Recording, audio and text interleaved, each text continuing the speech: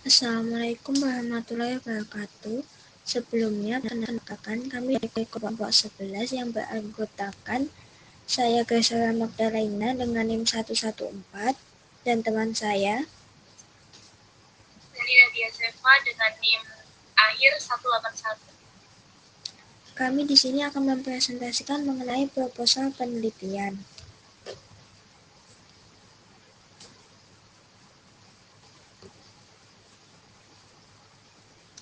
Pengertian.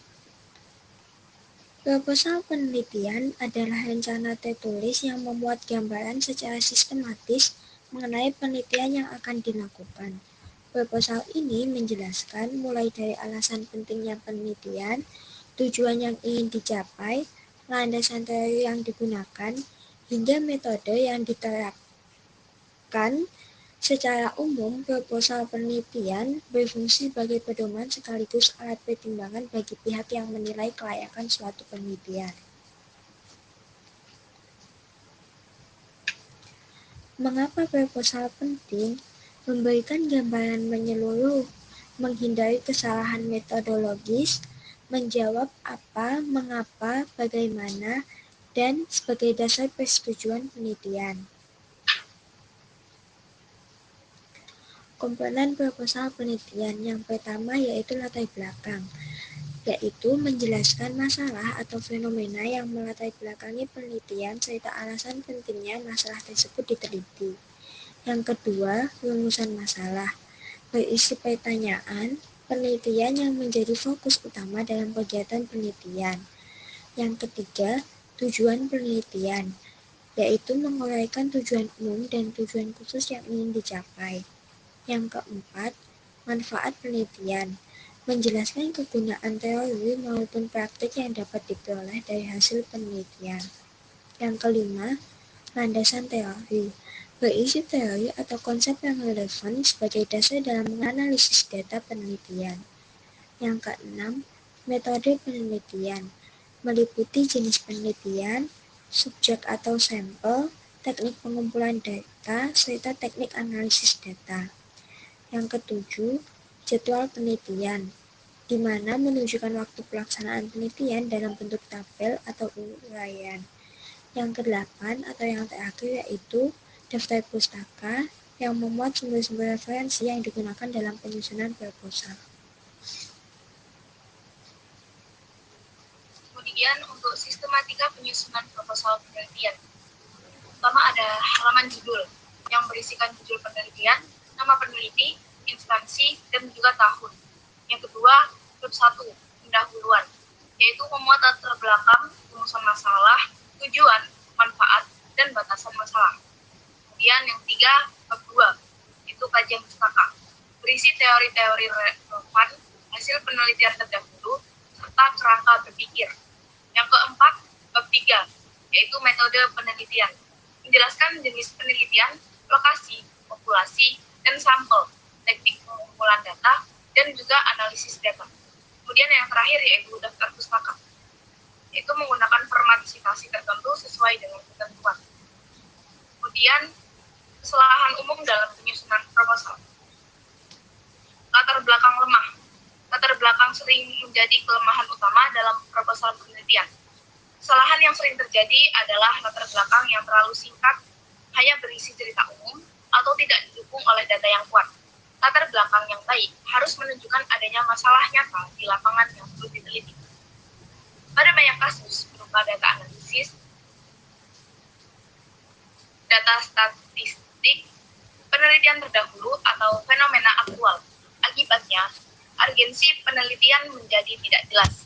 Jika latar belakang tidak kuat, maka penelitian tidak penting dan sulit dipertanggungjawabkan secara akademik. Kemudian ada rumusan masalah kurang jelas. Kesalahan berikutnya adalah rumusan masalah yang tidak spesifik atau terlalu luas. Kadang penulis membuat rumusan masalah yang tidak berbentuk pertanyaan atau mencantumkan banyak masalah sekaligus sehingga fokus penelitian menjadi kabur. Rumusan masalah harus dirumuskan secara jelas, singkat, dan fokus pada inti yang ingin diteliti. Rumusan masalah yang baik hanya berisi 1-3 pertanyaan inti. Jika rumusan masalah tidak jelas, maka tujuan dan metode penelitian juga tidak akan terarah. Kemudian yang ketiga ada metode tidak sesuai dengan tujuan penelitian. Seringkali peneliti memilih metode penelitian yang tidak sesuai dengan tujuan dan rumusan masalah. Misalnya, tujuan penelitian ingin mengetahui hubungan antar variabel, tetapi metode yang digunakan justru deskriptif, kualitatif, atau sebaliknya, ingin menggali makna mendalam, tetapi menggunakan angket kuantitatif. Ketidaksesuaian ini menyebabkan hasil penelitian tidak menjawab rumusan masalah. Metode penelitian harus dipilih berdasarkan kebutuhan data, bukan berdasarkan kemudahan saja. Kesalahan dalam memilih metode akan berdampak pada validitas penelitian. Kemudian yang keempat, referensi terlalu sedikit atau tidak lengkap. Banyak proposal penelitian menggunakan sumber yang tidak kredibel atau jumlah referensinya sangat minim. Ada yang hanya menggunakan referensi dari internet tanpa jurnal ilmiah atau padahal kajian pustaka adalah dasar teori yang menopang penelitian. Jika teori yang digunakan tidak kuat atau tidak relevan, penelitian akan kehilangan landasan ilmiah. Kesalahan ini membuat proposal tidak siap atau kurang mendalam dan tidak memenuhi standar akademik. Idealnya, referensi harus terbaru 5-10 tahun terakhir dan berasal dari sumber yang terpercaya. Yang terakhir, tidak konsisten antar bagian. Kesalahan umum lainnya adalah ketidakkonsistenan antara bagian satu dengan bagian yang lainnya. Misalnya, rumusan masalah tidak sesuai dengan tujuan penelitian atau tujuan tidak sejalan dengan itu. Ada juga yang menulis variabel tertentu di landasan teori, tetapi tidak dianalisis di metode. Ketidakkonsistenan membuat proposal terlihat kacau dan kurang profesional. Penilaian pembimbing biasanya sangat memperhatikan konsistensi, karena penelitian harus berjalan sesuai dengan struktur logis dari awal sampai akhir.